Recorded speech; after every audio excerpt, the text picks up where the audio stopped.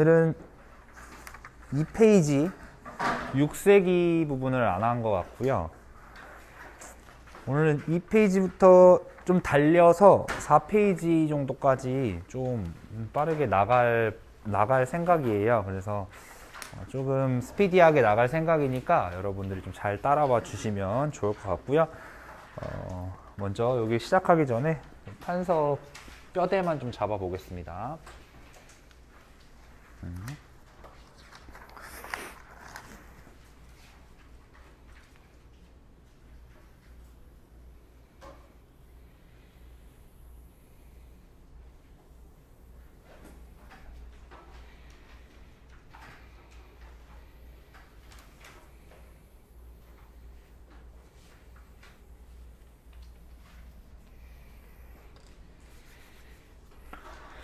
이게 신라의 6세기부터 통일 끝, 신라가 통일까지 해서 망하는 이 하나의 이제 성장 그래프라고 볼 수가 있어요.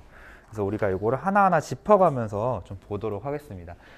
6세기 우리가 지난 시간에 고구려, 백제 이런 것들을 좀 봤었는데 신라 시대는 내물왕이라고 하는 왕에서 뭔가 시작을 했었어. 그래서 우리가 요 부분에 내무랑을 좀 적어볼게. 내무랑 혹시 기억나? 내무랑 했던 거? 뭐 했었죠? 맞아. 김씨로 왕위를 세습했었다라고 얘기를 했었어. 이게 무슨 의미가 있었냐면 원래는 김, 석, 이, 박 뭐 이런 여러 성씨들이 왕위를 번갈아가며 했었는데 이제 김씨로 왕위가 세습이 된다 라는 건 왕권이 이제 어떻게 된다? 강화된다라는 뜻이다 라고 이야기를 했었죠. 자, 이랬던 내무랑이 원래 이 김씨 왕위 세습을 기반으로 해서 성장을 했었어야 됐었는데 그랬는데 외부적인 위기가 닥쳤다. 그 위기가 뭐였지? 그렇지, 가야랑 왜가 공격을 하게 됐고 이 공격으로 인해서 누구에게 도움을 요청했다? 고구려 광개토대왕에게 SOS를 요청했다라고 얘기를 했었어요. 자, 그로 인해서 오히려 고구려가 신라의 간섭이 높아졌다 이런 식으로 얘기했어요. 이게 지금 복습 차원에서 하는 얘기예요. 자, 이러다 보니까 성장할 수 있는 기반이 잠깐 휘청거렸다가 이제 다시 성장을 하기 시작을 하는데요. 이 시기가 바로 6세기 시기라고 보시면 되겠습니다. 그래서 이 6세기부터 이제 누굴 볼 거냐면 먼저 지증왕이라고 하는 왕을 볼 거예요. 그 다음에 누굴 볼 거냐면 버풍황이라고 하는 왕을 볼 거예요. 버풍황. 그 다음에 가장 전성기라고 할 수 있는 왕이 바로 진흥왕을 볼 겁니다.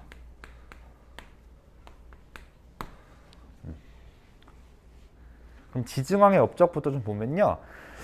사실 우리가 지금 신라라고 이야기하고 있지만 실질적으로 처음으로 신라라는 칭호를 썼던 왕이 바로 지증왕입니다. 그래서 신라라는 국호를 사용하게 됐다. 이때부터 이제 신라라는 말을 썼었어. 그리고 원래 이전까지는 왕을 뭐라고 불렀었지? 마립간이라고 불렀었지. 이때부터 이제 왕이라는 칭호를 사용합니다.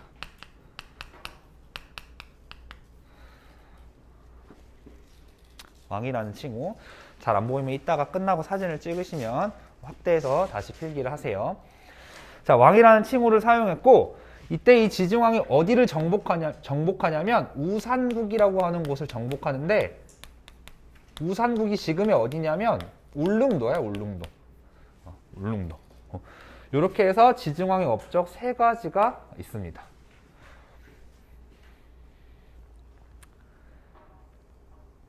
신라는 상대적으로 왕권 강화, 즉 전성기 시기가 늦기 때문에 왕들이 바빠 굉장히.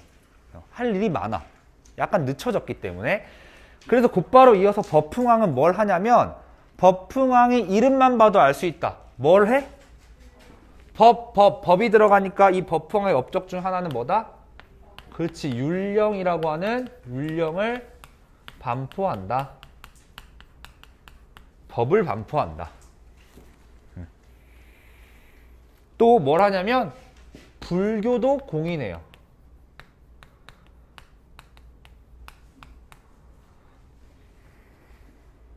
불교도 공인한다.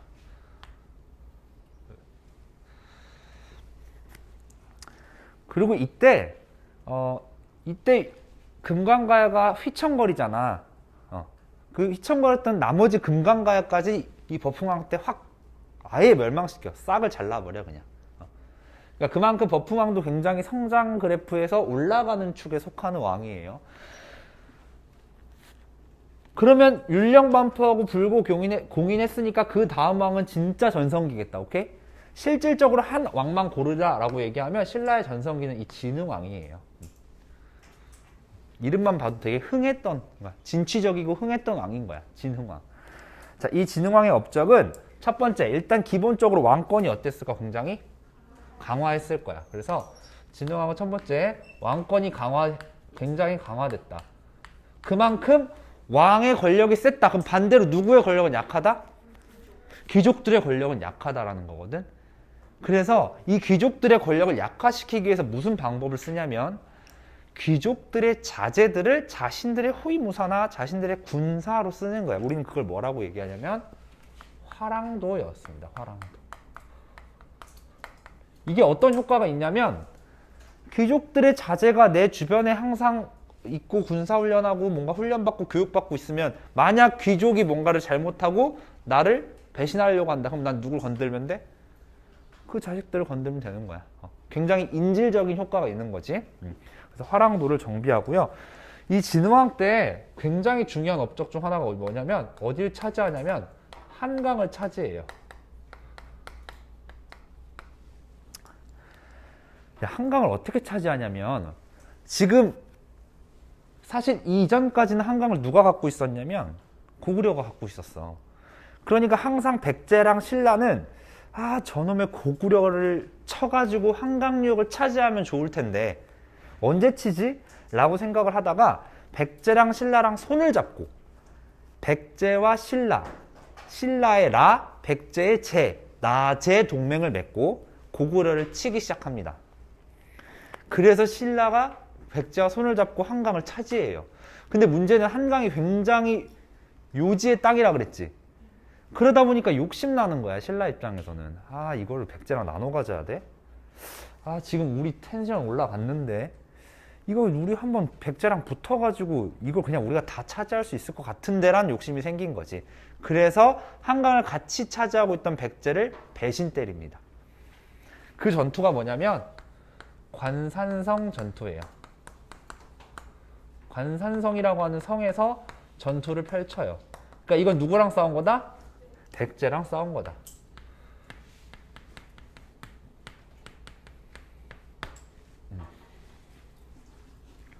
백제랑 싸운 거다라고 보시면 되겠습니다. 이때 백제 왕이 죽어요. 이때. 그러니까 백제는 어떨 것 같아? 그치. 오히려 처음부터 사이가 안 좋았으면 모르겠는데 같이 하다가 배신당하면 더 화가 나지. 그래서 나중에 백제가 이를 부득부득 갈고 신라를 언제쯤 치지? 라고 생각을 하고 있습니다. 그걸 기억하고 있어야 돼. 어쨌든 이때 백제 왕이었던 성왕이라는 사람이 죽게 되면서 실질적으로 백제는 진짜 휘청거리게 되고요. 이때 진흥왕이 한강을 차지하면서 아주 승승장구하게 됩니다. 자, 이 무렵에 어디까지 차지하게 되냐면 대가야까지. 대가야 하면 무슨 가야라 그랬지? 가야 전기야 후기야? 후기 가야라 그랬지. 오케이, 거기까지만 알면 돼. 가야는. 그래서 그 후기 가야까지 씹어먹게 됩니다. 대가야를 정복하게 되면서 실질적으로 이때 이제 가야는 우리가 자치를 감춰요. 그래서 이때 이 가야 출신들이 신라로 많이 이동을 합니다. 그 가야 출신 중에 대표적인 사람이 김유신이라는 사람도 가야 출신이에요. 그래서 신라에서 활동을 하게 되죠. 자, 이렇게 진흥왕이 가장 꼭대기를 찍고 이제 쭉쭉쭉 내려오게 되는데요. 내려오게 되는 이유는 뭐냐면, 자, 이때부터 사실상 이제 당시 중국은 이제 수나라로 바뀌는 시기야. 그래서 수나라로 바뀌는 이 시기에 수나라에서 고구려를 막 공격하기 시작을 해요. 그래서 무슨 일이 발생을 하냐면 이때부터 이때부터 이제 7세기 정도로 넘어가게 되는데 수와 당나라의 고구려 공격이 시작됩니다.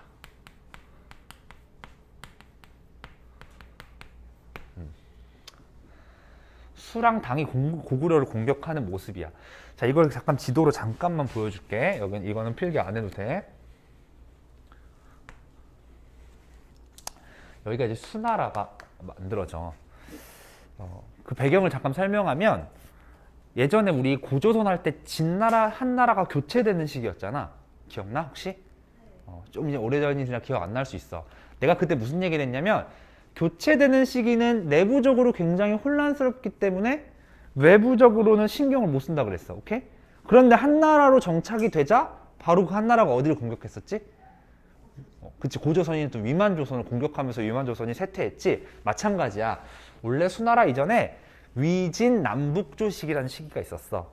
지들끼리 막 치고받고 맨날 싸우면서 나라가 계속 바뀌는 시기여서 그 당시는 내부적으로 굉장히 혼란스럽기 때문에 외부적인 공격이 없었던 시기야.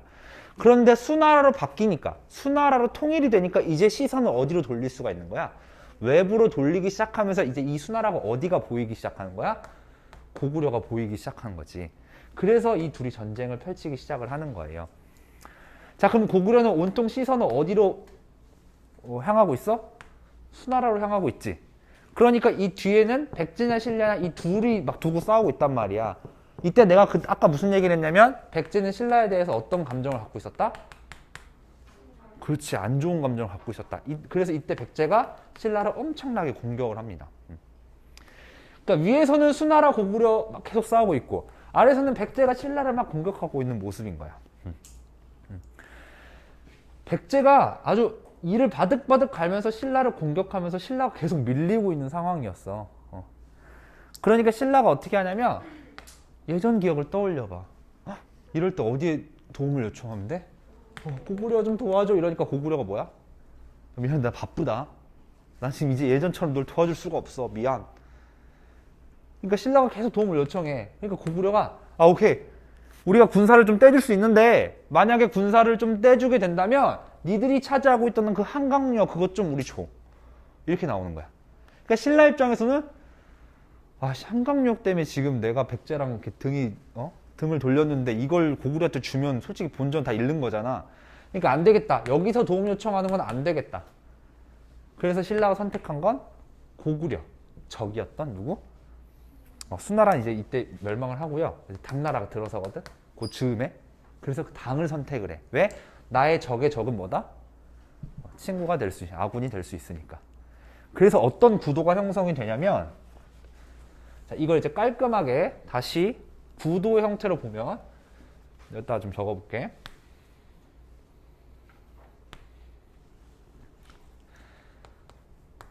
당나라, 고구려, 그 다음에 백제, 신라잖아. 그냥 위치만 잘 봐. 고구려가 백제랑 손을 잡고, 오케이? 오케이? 당이 누구랑 손을 잡고? 신라랑 손을 잡고. 백제는 원래 옛날부터 누구랑 친했냐면 일본이랑 친했어. 그래서 백제랑 일본이랑 손을 잡아. 그래서 이게 어떤 모양새가 나오냐면 이렇게 이런 모양새가 나와. 그래서 이때 우린 이걸 무슨 형태라고 얘기하냐면 십자 외교라 그래. 마치 십자가 형태의 모양새라 그래서. 오케이? 그래서 7세기는 십자 외교의 형태가 형성이 됩니다.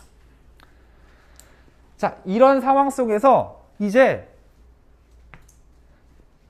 신라와 당나라가 동맹을 맺고 나당 동맹을 맺고 고구려 백제를 하나씩 치기 시작을 해요. 당나라 입장에서도 고구려가 굉장히 걸림돌이었거든. 왜냐면 수나라가 고구려한테 엄청 패해. 그게 바로 살수대첩이거든. 그리고 그 수나라를 이어받은 당나라는 언젠간 고구려를 쳐야 되겠다라면서 계속 고구려를 공격하는데 고구려의 안시성이라고 하는 성이 있었어. 영화로도 나왔던. 그 안시성을 끝까지 점령을 못한 채 계속 막 화가 나 있는 상태였어. 그러니까 어떻게든 고구려를 물리쳐야지 이 생각만 하고 있었다고.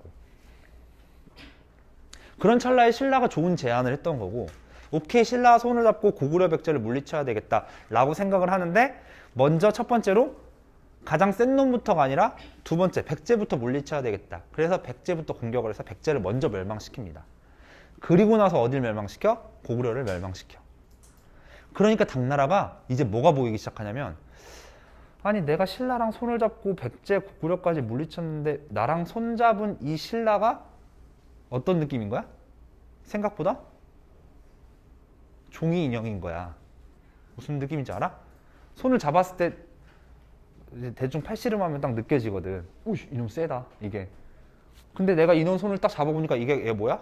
완전 약골인 거야. 그러니까 고구려 백제 먹고 나니까 이 신라도 뭔가 우리가 먹을 수 있을 것 같은데 라는 생각에 신라한테 엄청 간섭을 하기 시작해. 이렇게 저렇게 뭐 이렇게. 그러니까 신라 입장에서도 아니 고구려 백제 같이 도와서 물리치면 이제 조용히 빠져주면 좋은데 계속 내정 간섭하고 뭐 하니까 불편한 거야. 그러니까 신라는 오히려 어디를 이용하냐면 고구려 백제의 남은 잔존 세력들이 있을 거 아니야. 걔네들을 이용해서 당나라랑 전쟁을 결심합니다. 그게 무슨 전쟁이냐면 나당 전쟁이에요. 신라의 나자, 당나라의 당자, 나당 전쟁을 펼치게 됩니다.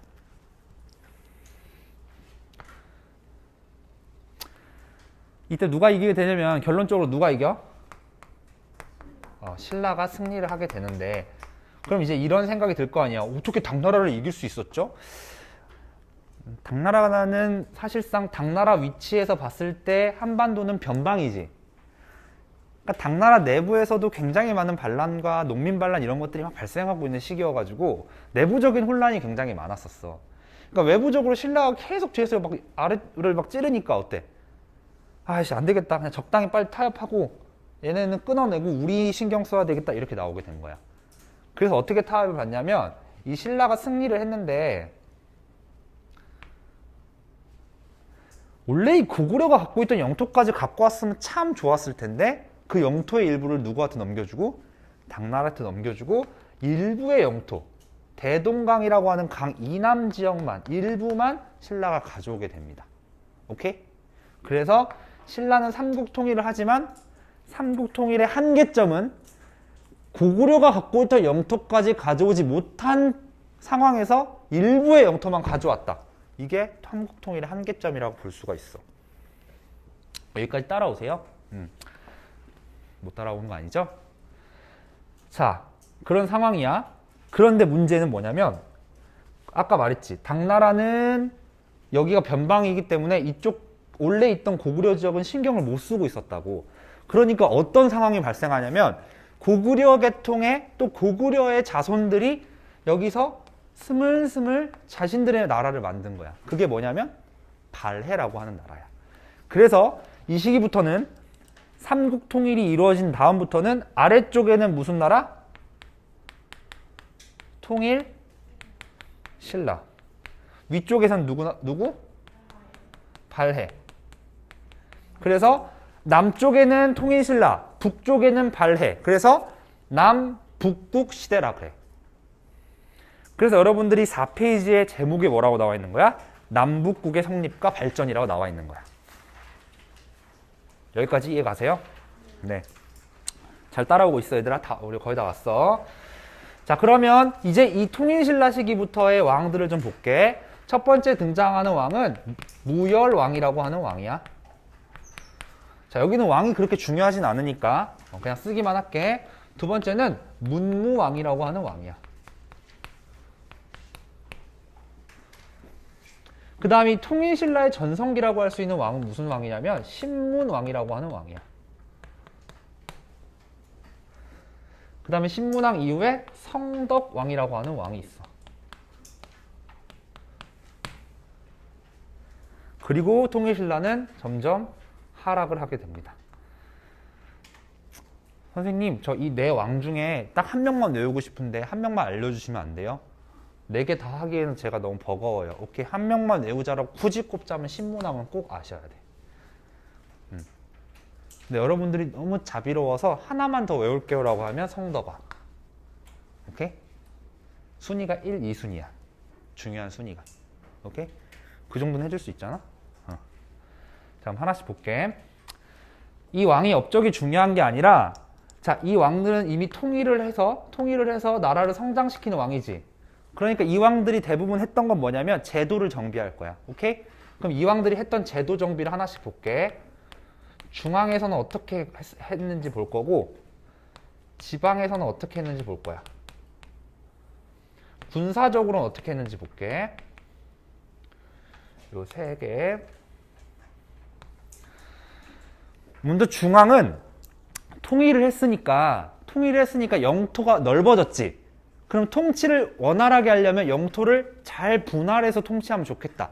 마치 지금 대한민국이 경기도, 전라도, 경상도, 강원도, 충청도로 나눠져 있는 것처럼. 오케이? 여기도 오케이. 다시 그 얘기하기 전에 먼저 통치를 원활하게 했으면 좋겠다. 오케이? 그래야 왕권이 강화될 테니까. 먼저 중앙은 왕권을 강화시키는 노력을 굉장히 많이 해요. 중앙이라고 하면 수도를 말하는 거겠지? 왕권 강화를 위해 노력을 해. 왕권 강화를 위해 어떤 노력을 하냐면 왕의 비서의 권한을 세게 만들어. 그 비서가 집사부라고 하는 비서야. 집사부는 비서 단체야. 그러면 거기에서 비서실장이 있겠지. 그 실장의 이름은 시중이라고 하는 사람의 직책 이름이야. 그래서 왕권도 강화시키고 집사부도 강화시키고 시중도 강화시켜. 자, 집중해야 돼. 여기서 중요한 포인트는 어떤 게 강화되고 어떤 게 약화되는지를 봐야 돼. 왕권이 강화됐으니까 반대로 뭔 약화됐을까? 귀족은 약화됐을 거야. 오케이? 귀족 단체 집단을 뭐라고 불렀냐면 화백이라고 불렀어. 화백의 권한이 약화됐을 거야. 그럼 화백 중에 짱이 있겠지? 그 화백 중의 짱을 우린 상대등이라고 불렀어. 시험 문제 포인트. 이거 섞어서 많이 내. 왕권이 강화되었고 상대등의 권한이 강화되었다. 이거 크로스로 잘 낸다고. 오답으로 많이 낸다고. 이거 두 개 섞어서. 그러니까 뭐가 떨어지는지 뭐가 강화되는지 알아야 되고, 암기 팁은 정 모르겠으면 한쪽만 잘 외워놔. 오케이? 강화된 쪽만 잘 외워놓으면, 만약에 내가 강화됐다고 외웠는데 이게 뭐 다른 게 약화됐다고 하면 틀릴 수 있잖아. 그치? 그러니까 그 강화된 쪽만 잘 외워놔도 좋습니다. 자, 그리고 이 왕이 귀족들을 감시하기 위해서 뭘 만드냐면 감시 집단인 사정부라는 걸 만들어. 이거는 감찰 기구야, 감찰.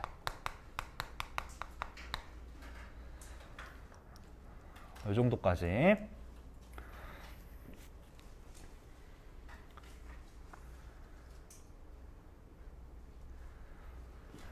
지방 볼게.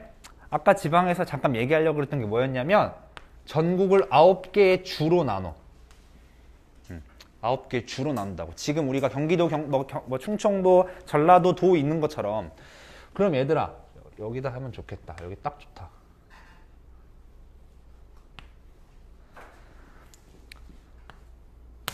어우씨.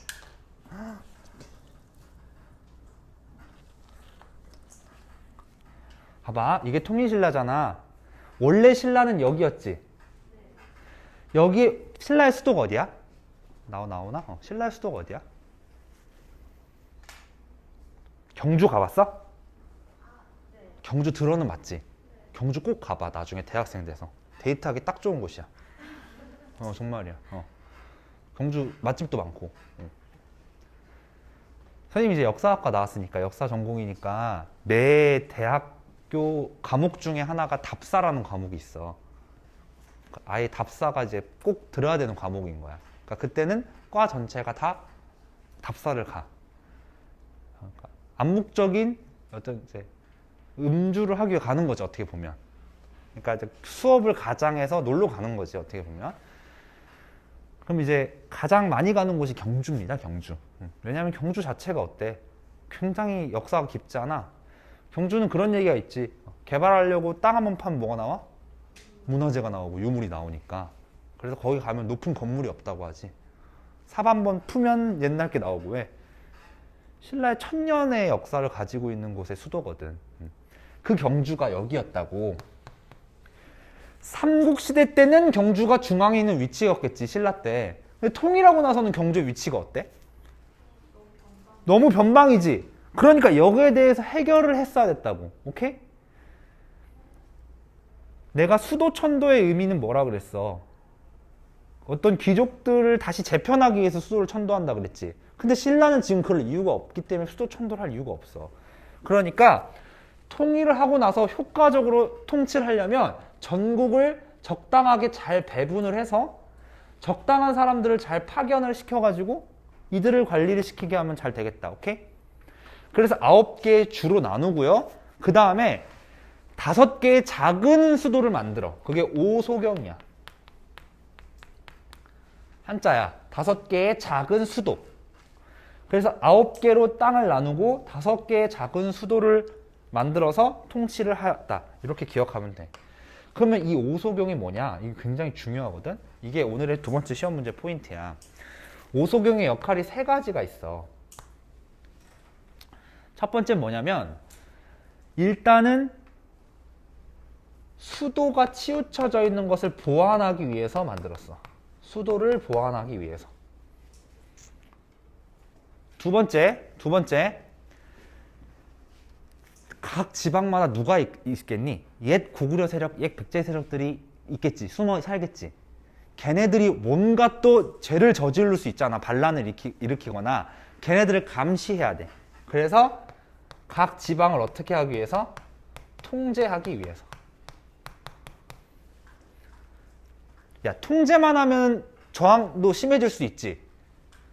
그들을 회유하기 위해서도 만들었어.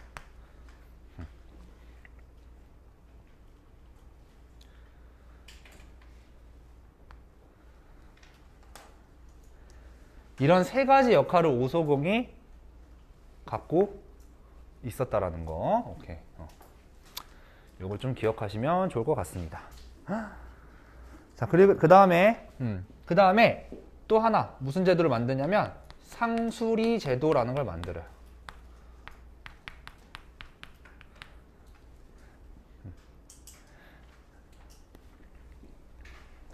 얘들아, 내가 30분에 끝내줄 테니까 좀만 집중해줘.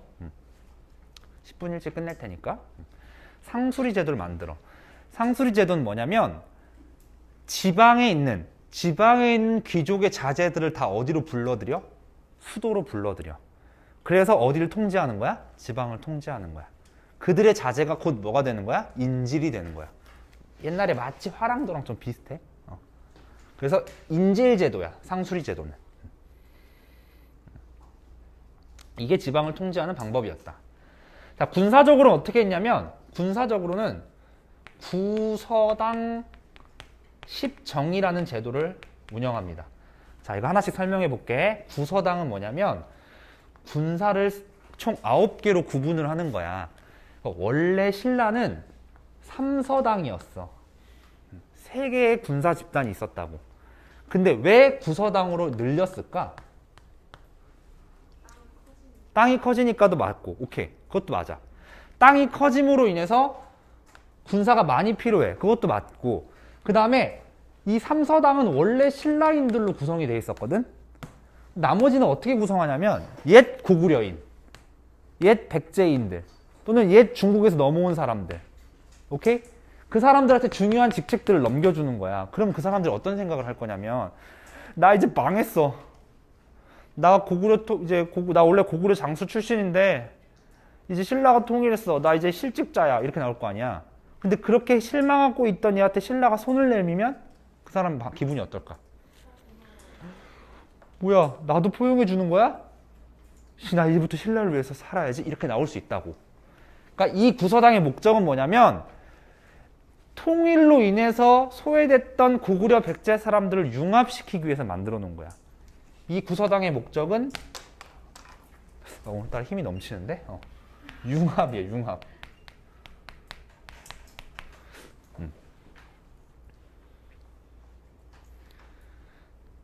그런 징크스가 있어. 수업을 하다 분필을 많이 뿌려 먹으면 그날 좀 일진이 안 좋아. 오늘 조심스럽게 생활해야 될 것 같아. 너무 많이 뿌려 먹는데. 융합을 위해서 구서당이 운영이 됐다. 그리고 10정은 뭐냐면 아까 9개 주로 나눠놨지. 여기다가 군사를 한 정씩 파견하는 거야. 정은 군사 단위야. 그럼 몇 정이 필요해? 몇 정이 필요해? 자지마. 몇 정이 필요해? 오씨, 이따 이건 편집해야지. 몇 정이 필요해? 9정이 필요하지. 근데 왜 10정이야? 내가 오타낸 거야? 수도에? 그거랑 정반대로 생각해야 돼. 가장 군사가 많이 필요한 데가 어딜까? 응? 수도랑 가장 멀리 떨어져 있는 곳이 반란을 일으킬 확률이 높아. 감시가 적기 때문에. 거기다 군사를 2번 파견할 거고, 또 가장 경계에 있는 데가 군사가 가장 많이 필요할 거야. 그래서 그 위치상 가장 좋은 게 수도랑 멀리 떨어져 있으면서 경계에 있는 이 끝자락. 내가 일부러 그 주의 이름 얘기 안 하고 있어. 괜히 여러분 부담스러워 할까 봐. 그쪽에다 파견할 거야. 그러니까 이 10청은 하나의 주에다가는 2개를 파견한 거고 나머지는 골고루 하나씩 파견했다 정도만 알면 돼. 아시겠죠? 부서당 10정이었습니다. 오, 잘 따라오고 있어. 이제 왕 2개 남았잖아. 그것만 하고 끝낼게.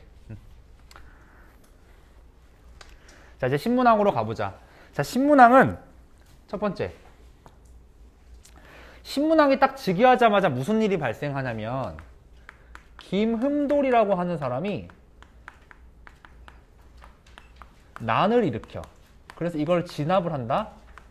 자, 이게 무슨 의미가 있냐면 내가 아까 신문왕이 즉위하자마자 난이 일어난다 그랬어.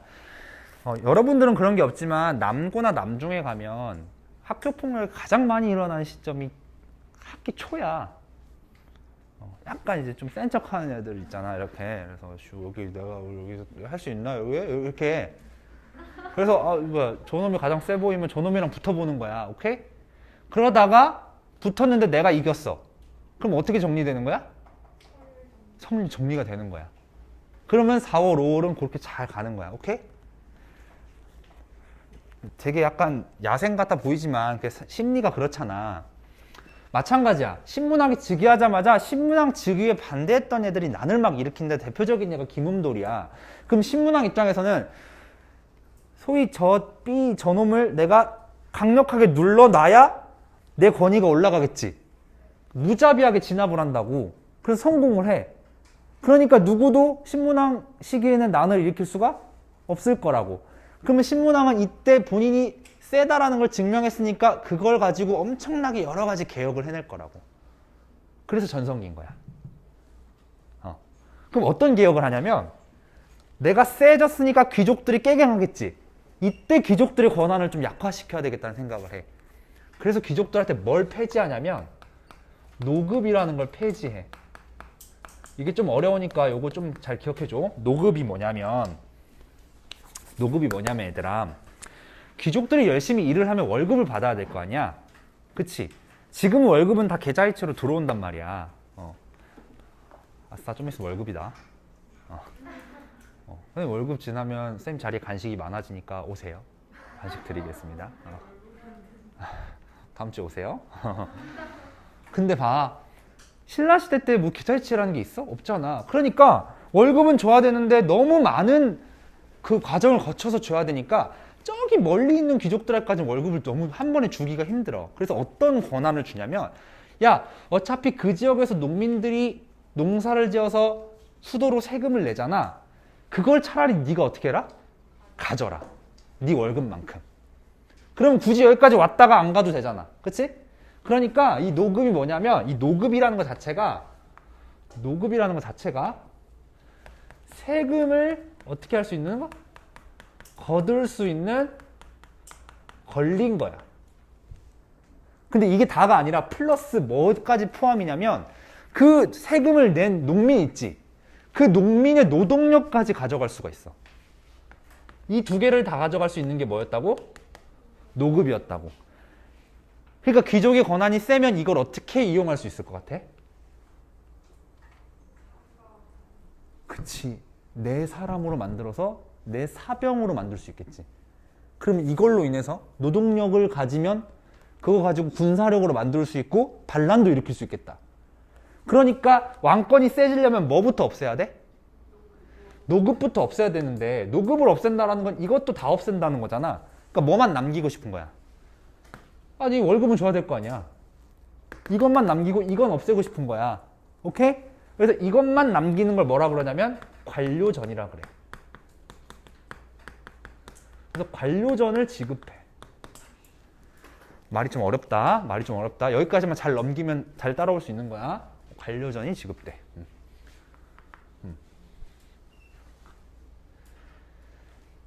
그래서 정리하면 신문왕은 관료전을 지급하고 노급을 폐지시키면서 귀족의 권한을 억눌렀다.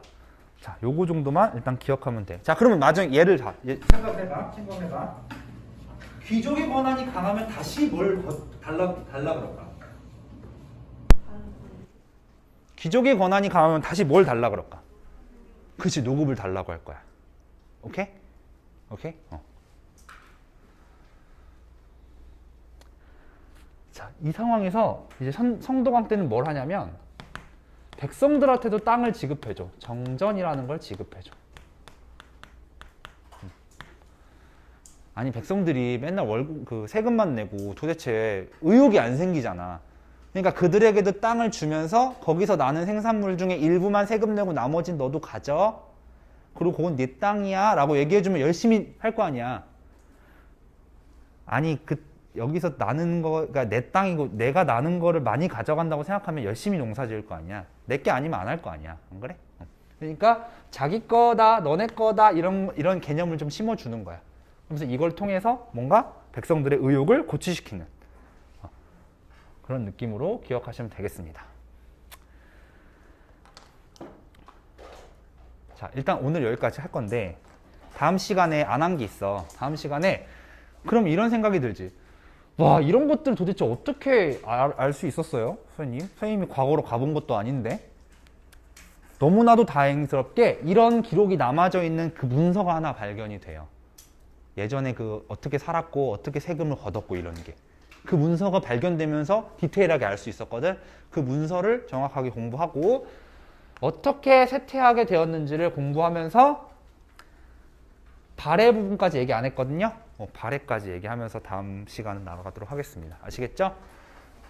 마음 같아서는 10분 다 쓰고 싶지만 의미 없어. 뒤에 얘기하면 어차피 10분 집중 못 할 것 같아. 그러니까 너무 고생했고 오늘 여기까지만 일단 하도록 하겠습니다. 고생하셨습니다.